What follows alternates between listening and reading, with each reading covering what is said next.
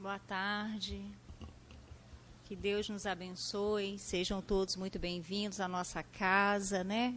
A casa de Dr. Erma, como disse o Guilherme, né? Uma oportunidade bendita de estarmos aqui ouvindo o Evangelho nessa tarde, nesse dia, que a gente possa, né, lá no fundo, ter a vontade de ouvir e a vontade de colocar em prática esses ensinamentos, né, do Evangelho que ele nos traz.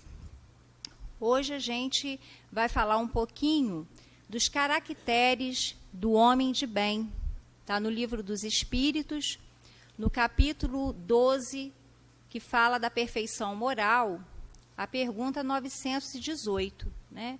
A gente, antes de adentrar no questionamento que Kardec fez a esse respeito, não tem como a gente falar das características do homem de bem se a gente não adentrar no Evangelho. Lá no capítulo 17, Sede Perfeitos do Evangelho, Kardec colocou para a gente, enumerou, né, algumas qualidades que distinguem esse homem de bem. E ele ainda disse que ali nessa enumeração, ele não está ainda por completo. Quando a gente pega para estudar e a gente começa a ler essas qualidades, né, do homem de bem, a gente fica assim, eu fiquei, né, a me perguntar, Senhor, estou muito distante, né? Mas a gente agradece a oportunidade de poder ter o Evangelho hoje que nos leva a essa reflexão, né? Na realidade, a dor, ela bate a nossa porta, né? Então, o sofrimento, né? Aquelas questões que a gente ainda não conseguíamos explicar, a doutrina vem, acalenta, nos dá o direcionamento, mostrando para a gente que é a gente mesmo que infringiu a lei. É a gente mesmo, né, nas nossas escolhas, que hoje sofremos as consequências, nas dificuldades do relacionamento familiar, nas dificuldades, né, do nosso dia a dia, da dor física quando chega, e muitas vezes a gente começa a questionar a providência divina, né, a achar que o Pai está errado conosco mesmo. A gente, né, conforme Dr. Erma já colocou para a gente, nós somos ainda muito audaciosos, achando que a lei divina, a lei de amor, ainda está errada, né? Então, Kardec colocou para a gente o homem de bem. E aí ele faz aqui um resumo das qualidades deste homem de bem. E ele diz assim: o verdadeiro homem de bem é aquele que pratica a lei de justiça, de amor e de caridade na sua maior pureza. Se ele interroga sua consciência sobre seus próprios atos, pergunta se não violou essa lei, se não praticou o mal, se fez todo o bem que podia, se desperdiçou voluntariamente uma ocasião de ser útil, se ninguém tem do que se queixar dele. Pergunta, enfim, se fez aos outros tudo o que desejava que os outros fizessem por ele. Tem fé em Deus, em sua bondade, em sua justiça, em sua sabedoria. Sabe que nada acontece sem a sua permissão e submete-se à sua vontade em todas as coisas. Tem fé no futuro, pois coloca os bens espirituais acima dos bens temporais. Ele sabe que todas as vicissitudes da vida, todas as dores, todas as decepções, são provas ou expiações e as aceita sem lamentar. O homem de bem, inspirado pelo sentimento de caridade e de amor ao próximo, faz o bem pelo bem, sem esperança de retorno, retribui o mal com o bem. Toma a defesa do fraco contra o forte e sempre sacrifica o seu interesse pela justiça. Encontra satisfação nos benefícios que distribui, nos serviços que presta, nas alegrias que proporciona, nas lágrimas que faz estancar, nas consolações que proporciona aos aflitos. Seu primeiro ímpeto é pensar nos outros, antes de pensar em si. É buscar o interesse dos outros antes do seu próprio. O egoísta, ao contrário, calcula as vantagens e as perdas de toda ação generosa.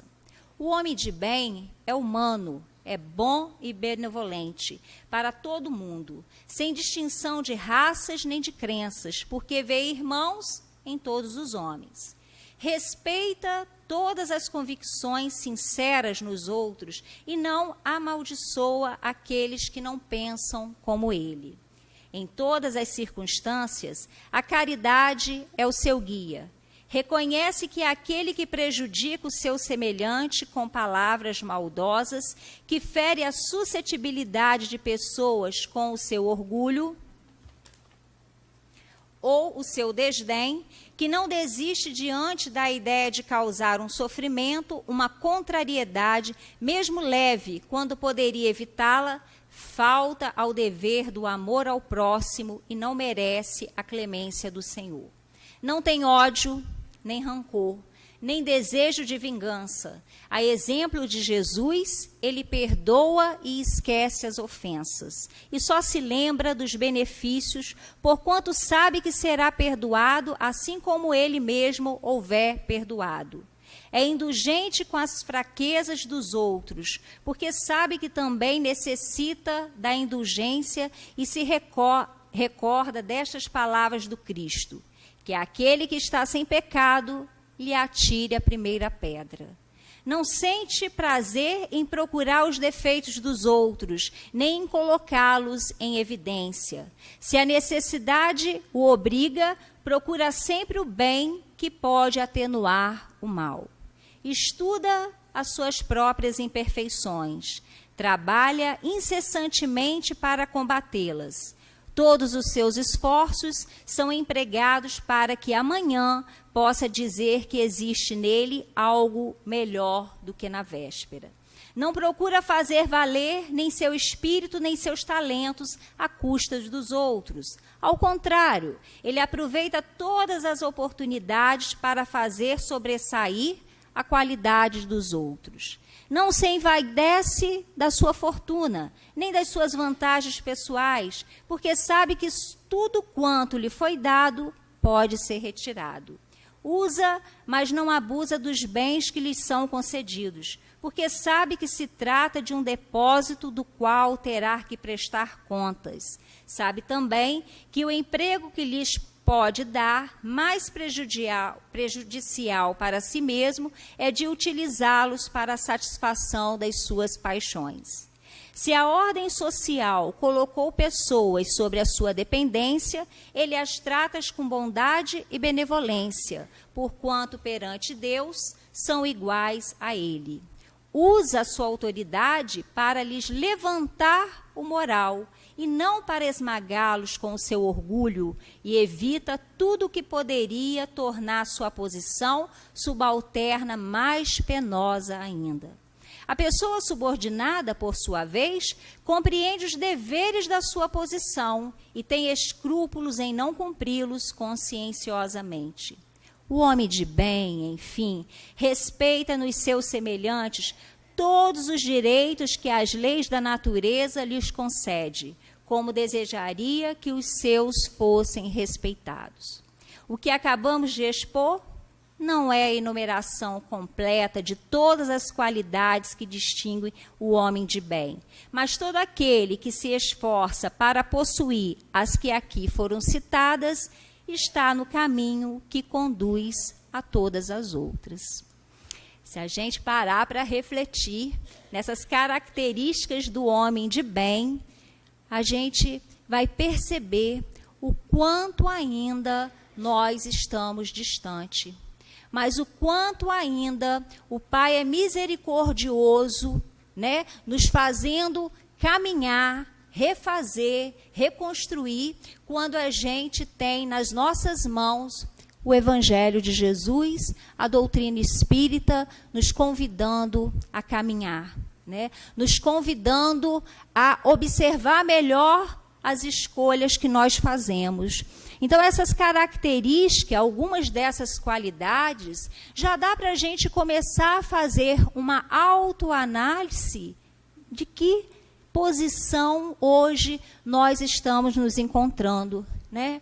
Será que nós estamos exemplificando os ensinamentos que Jesus nos deixou? Será que nós estamos realmente fazendo o bem? Porque não basta fazer o bem. Eu tenho que fazer o bem com vontade de fazer. Será que realmente eu estou exercendo a caridade? Né? Sem olhar a quem, sem verificar a quem, né? E os meus ressentimentos e mágoas, muitas vezes eu digo que perdoo, mas que fulano nem passe na minha frente. Está perdoado. Mas se eu encontrar com ele, ou ele atravessa a rua, ou eu vou atravessar. Então, essa semana mesmo, a orientação que nós recebemos, né, que a questão não é o perdoar. A questão é a gente eliminar de dentro da gente as mágoas, os rancores, a ira, os ressentimentos, né? E isso tudo para que a gente possa caminhar verdadeiramente para chegar a essa condição de homem de bem. Kardec, na pergunta 918 do Livro dos Espíritos, que é a nossa questão de hoje, ele perguntou: através de que sinais pode-se reconhecer no homem o progresso real que deve elevar seu espírito na hierarquia espírita? Né? Através de que sinais eu posso verificar se eu estou, de fato, evoluindo, crescendo? E os espíritos responderam: o espírito prova sua elevação quando todos os atos de sua vida corporal representam a prática da lei de Deus. Número 1. 2. Quando ele compreende antecipadamente a vida espiritual. Então, a gente vai analisar as nossas atitudes diárias, né? O nosso cotidiano, a nossa forma de falar, de ouvir, né? Se realmente nós estamos praticando, né? No nosso cotidiano, no nosso dia a dia, quando nós estamos com os nossos semelhantes, seja o familiar consanguíneo, seja o familiar espiritual, se nós de fato estamos praticando a lei de Deus, a lei de justiça e de caridade. Como andam os nossos pensamentos, o meu modo de falar, os meus sentimentos? E verificar, como diz Miramês, se nós estamos vivendo no céu, mesmo pisando na terra, né? Ou seja, podemos viver a vida espiritual, mesmo estando encarnados aqui no planeta Terra. Viver no mundo sem ser do mundo. Aí sim, a partir do momento que a gente fizer essa análise, a gente vai verificar: hoje eu tenho a doutrina, hoje eu tenho o evangelho. Quais são os pontos que eu preciso mexer? Aonde mais, né, eu preciso verificar? Porque a gente não tem como também falar do homem de bem se a gente não falar de Jesus. Não tem como a gente colocar outros exemplos de homem de bem se não colocar em primeiro lugar o Mestre Jesus, né? Na pergunta 625 do Livro dos Espíritos, Kardec perguntou: qual é o tipo mais perfeito que Deus tem oferecido ao homem para lhe servir de guia e de modelo? Vede Jesus. Jesus é para o homem o tipo de perfeição moral a que a humanidade pode aspirar na Terra, né?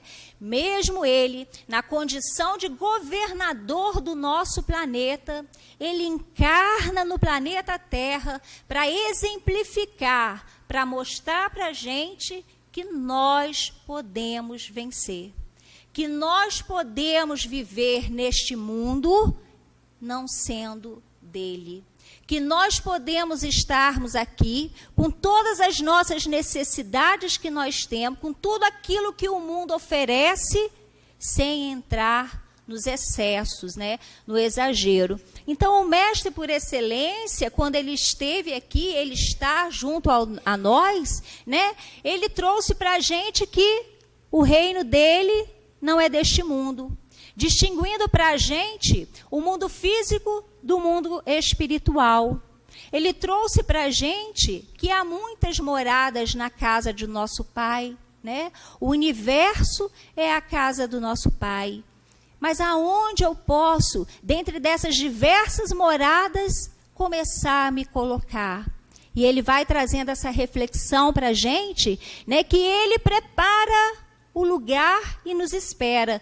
Mas que para a gente adentrar neste lugar, é preciso, né, a gente se arrepender daquilo que a gente já fez.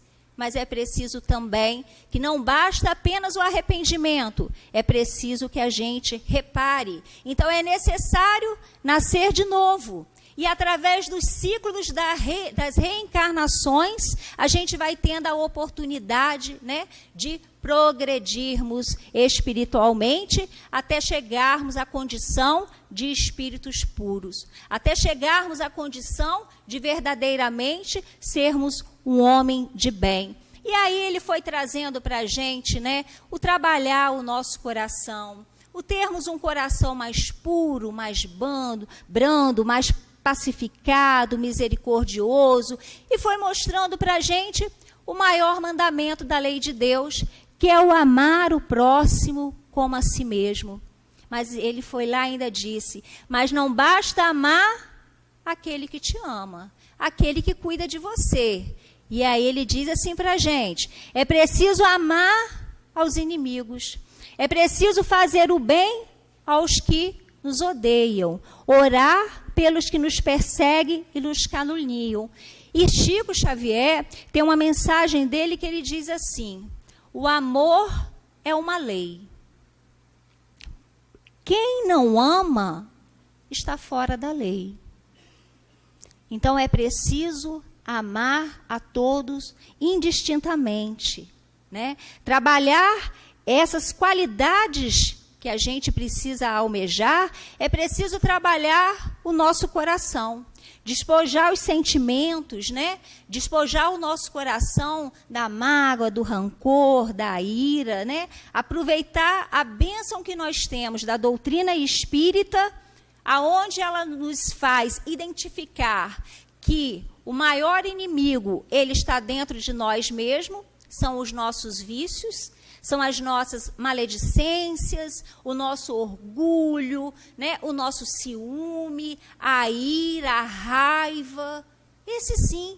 A gente perde muito tempo acusando o outro da nossa infelicidade, dos problemas que a gente tem. E a gente não para olhar para a gente mesmo, porque quando a gente se prende a acusar o outro, a gente deixa de crescer.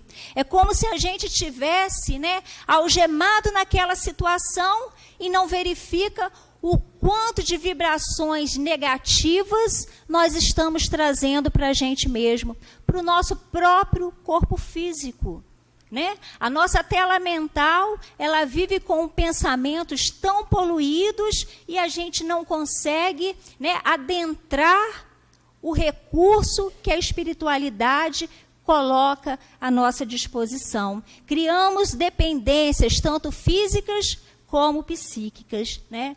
E o mestre, ele nos traz o quê? Que é possível vencer a nós mesmos. É possível vencer através da caridade, da benevolência, da indulgência e do perdão, né? Essa construção desse homem de bem cabe a mim, cabe a cada um de nós, não cabe ao outro, não cabe a ele verificar aonde eu preciso mexer, aonde eu preciso elaborar essa construção, cabe a mim. Isso é uma construção individual que só depende dos meus esforços, mas ainda tão ligados à matéria, a gente acaba fazendo as escolhas erradas e acabamos julgando a providência, né? Eu não mereço isso, Deus não me ouve, não escuta as minhas preces, vou lá na casa espírita, participo das reuniões, ouço a palestra, mas e aí?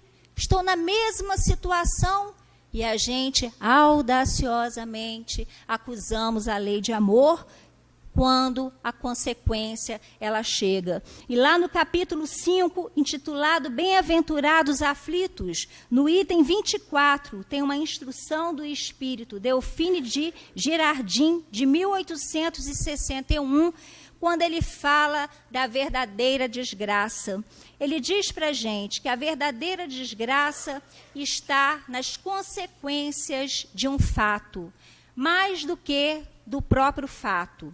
Para se julgar um fato, é preciso ver as consequências desse fato. Ou seja, analisar aquilo que estamos escolhendo. Se realmente é bom ou mal, é preciso nos transportar lá para frente e verificar qual vai ser a consequência. Então, antes de falar, analisar aquilo que a gente vai falar. Porque depois que falar, a consequência ela vai vir. Antes de escolher, analisar aquilo que eu vou escolher, que a consequência ela vai vir. Uma vez lançado, uma vez escolhido, a consequência é certa. É o plantio e a colheita. Então, analisar as nossas atitudes, os nossos atos, condizem mesmo com a lei de amor? Condizem mesmo com o Evangelho? Condizem mesmo com essa doutrina maravilhosa que nos acalenta e nos reconduz ao caminho? É essa reflexão, né, que os benfeitores estão sempre nos convidando, né, a observar hoje as nossas escolhas. Porque tudo que hoje nós passamos é consequência do plantio lá de trás. Então, vamos começar a analisar o que eu vou escolher hoje, porque essa escolha de hoje é que vai mostrar lá na frente o que eu vou colher. Então, eu vou plantar abacaxi, eu vou colher abacaxi. Eu não vou colher banana. Então, é analisar aquilo que eu falo, aquilo que eu faço, para a gente não vir a sofrer lá na frente e julgar a providência. Então, a gente vai vendo aí, conforme Kardec colocou para a gente, né, que tudo depende do nosso esforço. Esse esforço precisa ter vontade. Não adianta eu praticar o bem sem ter vontade. Não adianta eu sentar aqui, ouvir o Evangelho e não adentrar, não colocar em prática.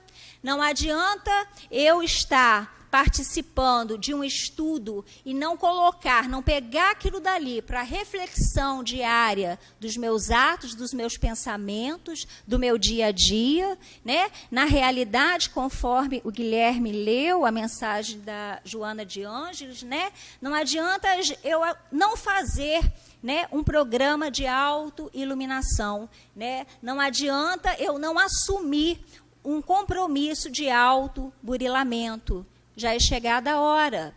Para a gente chegar a esse homem de bem, a essas qualidades, né, que foram colocadas aqui, não são todas, é preciso, desde agora, eu começar essa autorreforma. E como que a gente pode verificar de que forma nós estamos agindo?